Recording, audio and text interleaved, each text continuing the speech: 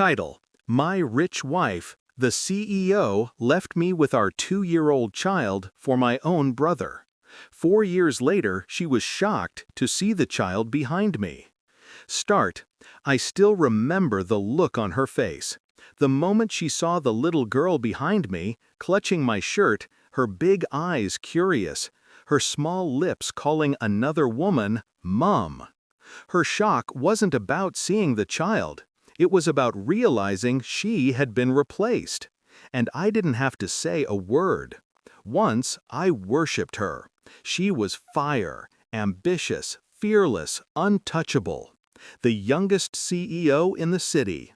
And I was the fool who thought being her husband was enough. We had a daughter together, 2 years old, with her mother's eyes. I thought that was our bond, unbreakable. But power has a way of testing love, and family has a way of destroying it. It wasn't the lipstick stain, not the late nights, not even the sudden coldness in her touch. It was my brother's watch, left on our nightstand. His watch, the one I gave him on his graduation. I remember standing there, frozen, staring at the metal band glinting in the morning light. And in that silence, I knew. She hadn't just betrayed me. She had chosen him. The wife I loved, the brother I trusted. They left me with a 2-year-old child and no explanation. No, correction. Her explanation was simple. I need someone who can match me. That's what she said, and walked away. I won't lie, I broke. Nights holding my daughter as she cried for the mother who left. Days working 2 jobs to keep food on the table. Rage eating me alive. But pain is a teacher. And betrayal? Betrayal turns men into something sharper. I stopped drinking, stopped pleading, stopped being the man she could walk over. And I started building. She thought I was finished. What she didn't know was that I learned to fight her world on her terms.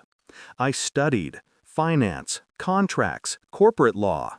Every night after putting my daughter to bed, I devoured knowledge like oxygen. And then I made allies.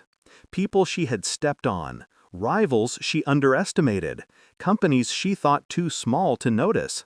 I gave them reason to believe in me. Bit by bit, move by move, I positioned myself in silence. I didn't chase her. I didn't beg her back.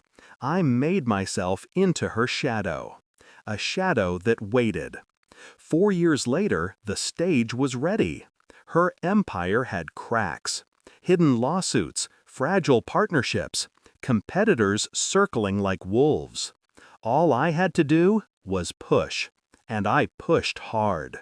Her company bled contracts, investors pulled out, and standing tall on the other side of her downfall was the one person she hated most, her rival. The same woman now holding my daughter's hand.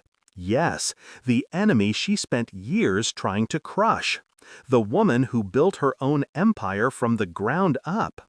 The one I chose to stand beside, not by accident, by design. The night of her collapse, I stood across the hall of the boardroom. She walked in, hair undone, eyes wild, her voice shaking as she demanded answers. And then she saw me. Her breath caught, her face drained. And from behind me, my daughter stepped forward, 4 years older, stronger, wiser.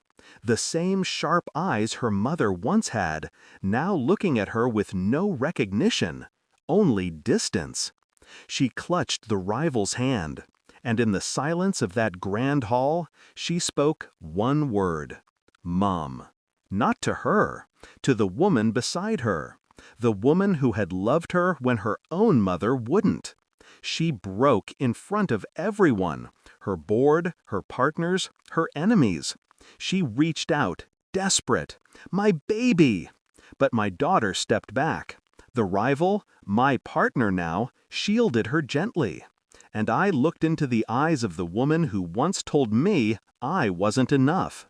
Now begging, now powerless. I leaned close and whispered the truth. You left us for ambition. Now ambition has left you. Enjoy the emptiness you created. I walked out of that boardroom with my daughter's hand in mine.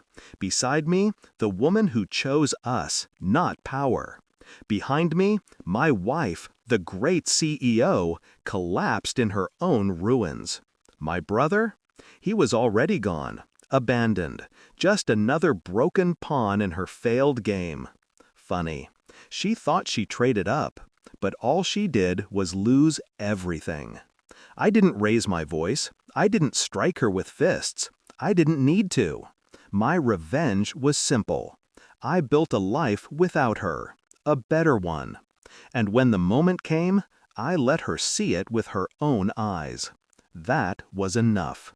That was justice.